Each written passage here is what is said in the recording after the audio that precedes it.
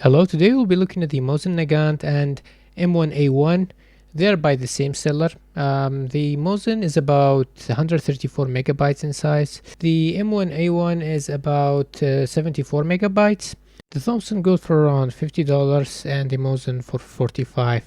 Starting with the Mosin, we can see the animations are being laid out along with the skeleton and static mesh. Upon a closer look, the barrel has grooves, so it's not smooth bore, thankfully. I'll just add the light so the other side that's not facing the sun gets lit up well. I don't know if it's apparent, but you can see the fingerprints, so the details are very, very good. Looking at the wireframe, you can see the bullets inside. It's not that high poly. The collision is okay-ish, could be a little bit better, but still. These are the attachments: the scope, the clip, and the bullets and shell. Looking at the folder structure, we got the animations, the level, the material. This master material and material instance I made by myself. They're not there normally. The meshes, I should say, the skeletal mesh and texture. Bullet and lens are 2K, while the weapon and scope are 4K. And the textures are base color, normal, and ORM.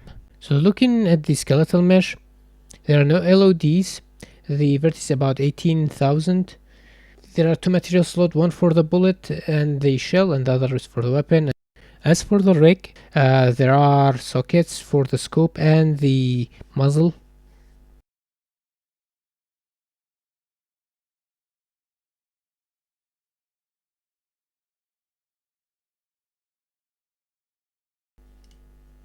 Too bad the iron sight adjuster is not rigged, but it's a pretty good rigging regardless. Now both this and the static mesh counterpart does have vertex color to vertex animated.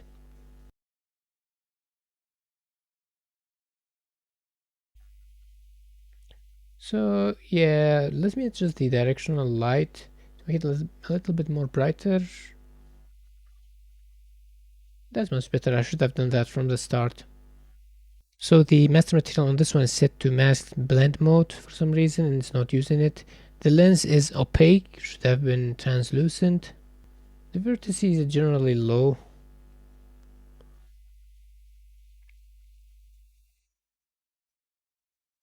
So now let's look at the material instance, and I talked about the vertex animating it using vertex color.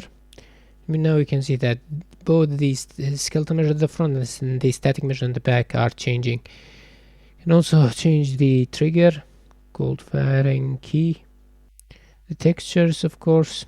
These are the pivots at which the parts are rotating about.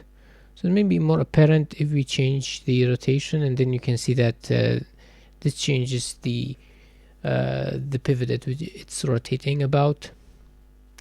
You can turn off the individual masks or the individual textures. And vertex color for the static mesh along the sockets are there. So I duplicated the original material and made some changes to it so that I can like remove or dissolve some of the parts depending on the axis that I want, so we can look at the inside. I think this is more better for the animations, and let's make it two-sided. Now this looks much better. I think this is a better representation of the animations.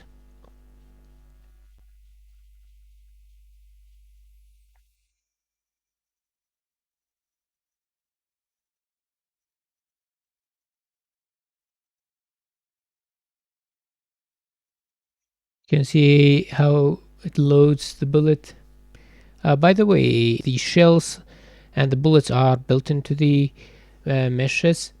I think it kind of makes them disappear by scaling them down to oblivion using the animation curves.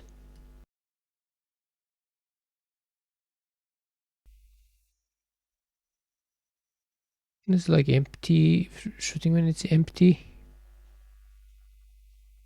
So yeah, these are the animations, and each of them have these animation curves, so you can edit them to your liking. Looking at the UVs, we can see it's pretty well packed with minimal wasted UV space, and the same or symmetrical parts are not reused or overlapped on the same UV space. Now onto M1A1, which is also known as the Thompson submachine gun. The normal is a little bit strong on that one. The barrel is also grooved. I'll have to make that a point in all of my future gun reviews. The scope is there, the details are there, the magazines, the bullet and the shell. These are the two static mesh versions, one with magazine and the other without. The collision for the skeletal mesh is fine actually on this one. I like it. This is the wireframe. Looking at the folder structure, we got the animations, the map, material, meshes, skeletal meshes, and textures. These are just 4K. And it doesn't have any LOD, one material slot on this one, and about the vertices count of 15,000. Rigging is not bad, however the selector switch and the lanyard rings are not rigged. There are no vertex color on this one. As for physics asset, let's simulate this. Pretty good. I like this one. These are the meshes, and the master material has no customization at all.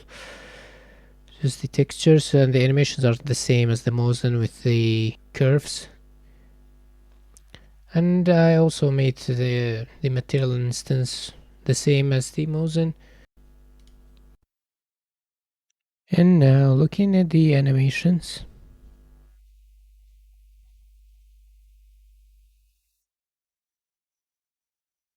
Not all the parts are like true to the weapon, or the mechanisms have not been modeled. However, there are, the interior of the barrels and stuff have been modeled.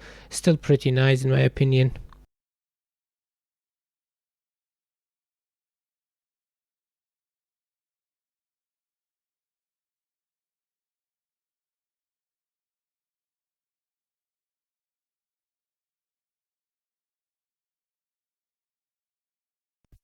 Taking a look at the UVs, for some reason when I do it for the skeletal mesh it crashes the editor for me, so I have to do it with the static mesh merged. You can see the same parts are not being reused in the same UV space, but the packing is very good.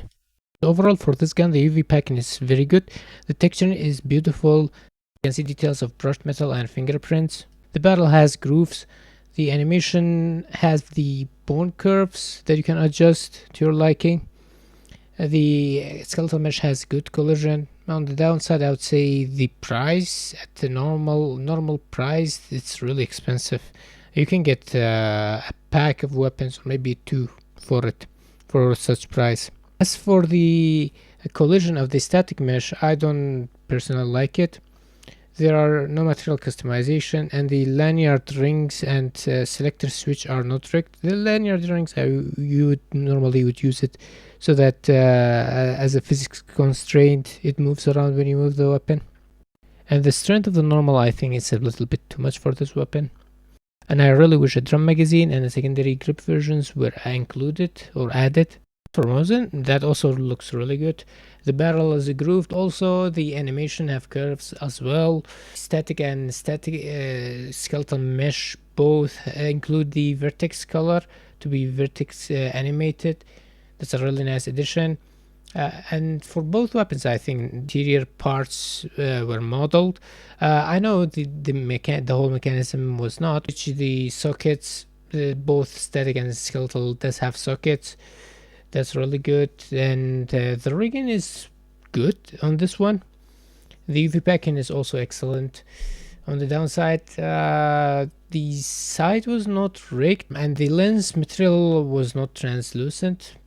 The master material is set to masked when opacity is not used, and this is not that of a downside really. The collision, and I actually edited that part out, but when I simulated it, I applied a little bit of force and it kept rolling forever.